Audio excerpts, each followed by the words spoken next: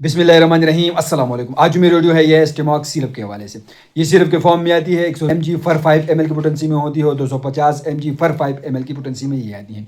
आज मैं इसकी कंप्लीट रिव्यू आप लोगों के साथ शेयर करने वाला हूँ। इसकी जो ब्रांड नाम है वो है स्टेमॉक्स और इसकी जो फार्मूलेशन है वो है एमोक्सिसिलिन इसकी फार्मूलेशन है। तो आज मैं इसकी uses, side effect, dose, contraindication complete आप लोगों के साथ शेयर करने वाला हूं। चलो कोई टाइम जाएगा वीडियो को शुरू करते हैं। तो सबसे पहले बात करेंगे इसके यूज़ के हवाले से। तो इसके इस्तेमाल की जाती है टॉन्सिलाइटिस में, इसके इस्तेमाल की जाती है नज़ला ज़ुकाम में इसका इस्तेमाल किया जाता है।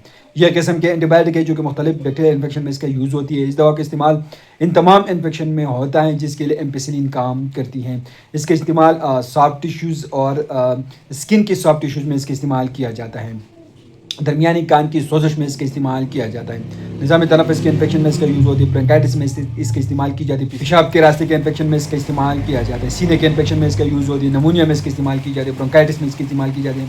दांतों की तकलीफ के लिए इसका यूज़ होती है। दांतों की पीप के लिए इसका इस्तेमाल की जाए। जब दांतों में पीप हो जाए तो उसको ख़त्म करने के लिए इसका इस्तेमाल की जाती है। सीने के इन्फेक्शन में, नमूनिया में, ब्रोंकाइटिस में, गले की सोजश में, नज़ला ज़ुकाम में, मुख्तलिफ बैक्टीरियल इन्फेक्शन में इसका इस्तेमाल की जाती है। तो इसका अमल एक्शन क्या है? तो इसका अमल एक्शन ये है कि जरासीम की दीवारों पर असर करती हैं और जरासीम की ग्रोथ बंद करके इनको ख़त्म कर देती हैं। इसकी हाफ लाइफ आधा घंटा है। 30% दवा जिगर के मेटाबॉलिज्म में इस्तेमाल हो जाती है। 70% पेशाब में खारिज हो जाती है। तो इस बेनिफिट्स के साथ इसके कुछ साइड इफेक्ट भी हो सकती है। इसकी वजह से एलर्जिक रिएक्शन हो सकती है, रैश निकल सकते हैं, बुखार हो सकता है, सर्दी लग सकती है, आंखों की गिर सोजन हो सकती है, ब्लड प्रेशर कम हो सकता है, हो सकती है, असहाल आ सकती है, पेट में दर्द हो सकती है, मद्दी हो सकती है। तो ये इसकी साइड इफेक्ट है। कंट्राइंडिकेशन इन लोगों में आप लोग इसको बिल्कुल इस्तेमाल नहीं कर सकते। गुर्दे दुरुस्त काम न कर रहे हो तो आप लोग एहतियात से इस्तेमाल करें और कम मकदार में आप लोग इस्तेमाल करें। जो अफराद इस दवा से एलर्जिक हो या एमोक्सिसिलिन से एलर्जिक हो तो आप लोग उनमें इस्तेमाल नहीं कर सकते। जो लोग सेफलोस्प्रिन से एलर्जिक हो तो आप लोग उनमें भी इस्तेमाल नहीं कर सकते।